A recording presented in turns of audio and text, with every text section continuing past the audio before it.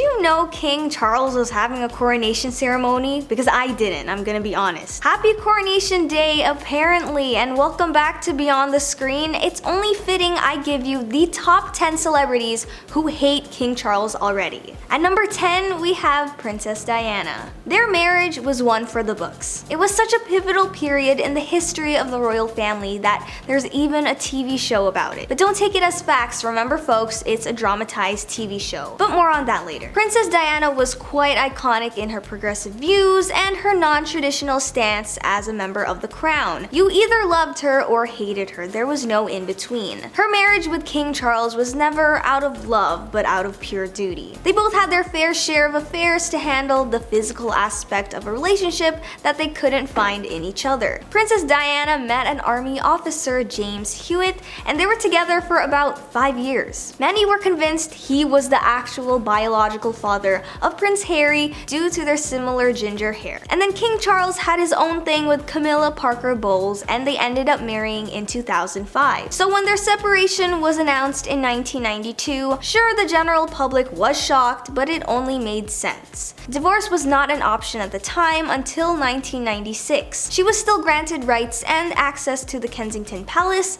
as well as her title as the Princess of Wales, but was no longer considered Her Royal Highness. Next up on the list, we have Meghan Markle. As soon as her relationship with Prince Harry was announced, her life changed and we're not sure if it was for the better. Basically, people tend to compare her experience to Princess Diana, as both figures are very controversial in the eyes of England and the royal crown. There were many rumors of drama between Meghan and Queen Elizabeth or general tension with her in-laws. But unlike her late mother-in-laws, her marriage with Prince Harry was truly out of love, and their progression separate from traditional royalties was what was best for them both. In April, she received a letter from King Charles that allegedly discussed the tension between her and Prince Harry and the royal family. After the couple's infamous Oprah interview in 2001, it was reported that King Charles himself was the only one to reach out to them. In her letter back to the king, she wrote that she hadn't meant to label them as having any racial prejudices, but she wanted to talk about the unconscious bias some of them may have. This was regarding the Oprah interview where she spoke about how there was discussion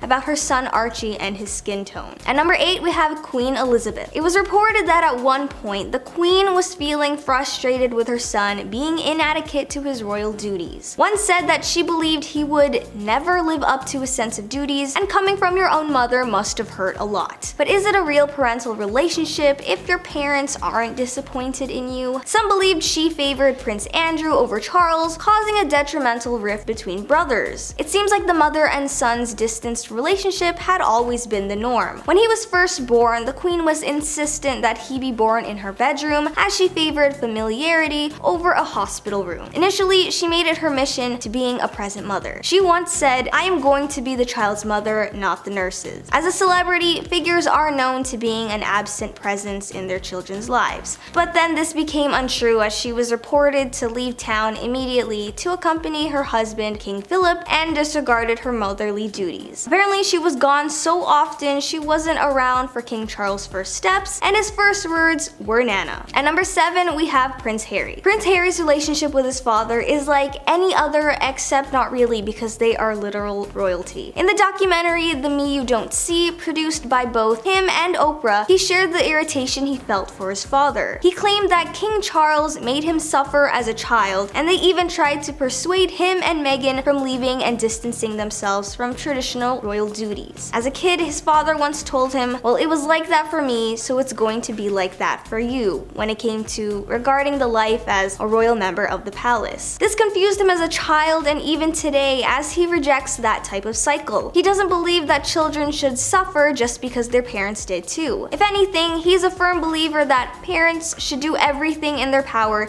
to make it so whatever they suffered from, their children don't have to go through the same thing. He asked the rhetorical question, "Isn't this all about making sure history doesn't repeat itself?" He also said while growing up in the royal family, he always felt trapped, which makes so much sense. He was literally born into the spotlight and into a role that he had no say in. Unlike most children born into celebrity status, his birth meant he had a duty to fulfill whether he wanted to or not. He also admitted that even with their interview with Oprah, his family is still trying to control the narrative supportive despite all the things they discussed. At number 6, we have Prince William. Hearing the drama between Princess Diana and King Charles from the news is probably one thing, but to be witnessing it in real time must have been a whole other traumatic experience, especially as one of their children. When Prince William was still a child and was mostly clueless of the harsh reality he was born into, he allegedly told his father that he hated him so much as he couldn't understand why he always made his mother cry. After the divorce, it was reported that his relationship with the king only worsened as both he and his brother had favored their mother. One said that Diana had poisoned the boys' minds towards their father, but others think otherwise. The public found it easy to blame Diana, especially since she was already a topic of controversy wherever she went. While no one doubts the love he has for his sons, his duties as a royal member of the palace clearly came first. One claimed that oftentimes he would be so concentrated on work matters, he would sometimes overlook friends and loved ones beside him. At number 5, we have Camilla Parker Bowles. After being labeled as the king's mistress and hated among the general public when King Charles admitted to his affair with her, you'd think they got their somewhat of a fairy tale ending when they got married in 2005. One might have even thought that the queen, whose general impression of the late Princess Diana was tense at best, would have been ecstatic that it was over and King Charles could move on with someone more respectable for their family. But that was far from the case because she disapproved of them for their adulterous beginning. And while she wasn't Princess Diana's biggest fan, cheating was against her morals. Her disapproval to Camilla was apparent no matter how hard she tried to get with her mother-in-law's good side. One reported that the queen said she could never forgive her for coming between King Charles and Princess Diana and letting them work things out. She also allegedly called her a wicked woman, which is probably the nicest thing she could have called her. Trust me, there are plenty of other more colorful words she could have used that would have done her anger more justice. It took years before there were newer claims that Camilla and the queen finally got along. But knowing their family and their tendency to easily sweep things under the rug, I think that's unlikely. Next up on the list, we have Prince Andrew. So remember when I said earlier that the queen's favorite was Prince Andrew? King Charles might have just earned that title by proxy after it was revealed of his close connections to the infamous case regarding a famous American financier and his violation against multiple women, including minors. For this, his title and role as a higher up in the military was removed. He also can no longer be referred to as His Royal Highness. Yeah, it's insane how much titles and labels can hold so much power over someone. This punishment was greatly supported by his own mother, so say what you want about the queen, but it's clear she doesn't hold much bias when it comes to her children and their wrongdoings. Aside from his royal family status, his other clubs and organizations have severed any affiliation with him, and that was the beginning of the end for Prince Andrew and his royal duties. Sure, Princess Diana and Meghan had conjured their own group of nonsensical haters, but in this case, the general consensus was that he got what he deserved. At number 3, we have Sarah Ferguson. She will not be attending the king's coronation ceremony because she wasn't invited. And no, she has no ill feelings towards King Charles, as she understands why her presence is unnecessary. She said that she wasn't invited because it's a state occasion, and being divorced, I don't think you can have it both ways. She was once married to the disgraced Prince Andrew, but was divorced after 10 years. Funnily enough, they divorced the same year King Charles' divorce with Princess Diana was finalized. They divorced for many reasons, but one of the main reasons was so she could work and earn money herself in a way she wanted. At first, she didn't want to divorce because she did love him. She was willing to work things out despite only seeing him 40 days in a span of a year during their first 5 years of marriage. Loneliness was a constant in their relationship, and there was no other way of changing that. But today, things seem okay between the two, as she still has only positive things to say about the royal family and specifies that she is divorced to and not from her ex-husband, whatever that means. They apparently still live together, which I'm not sure why. Are we forgetting his connections and participation in that lawsuit? At number 2, we have Russell Brand. The English actor probably isn't favored by the royal family, especially King Charles. In 2010, Russell shared the time he met the king, and it wasn't the greatest experience. He said, "When you meet someone whose name has got Prince at the start of their name, it's daunting." He claimed that someone literally pushed him into the line where everyone had a chance to meet and shake the king's hand. Suffice to say, he was not prepared in the slightest.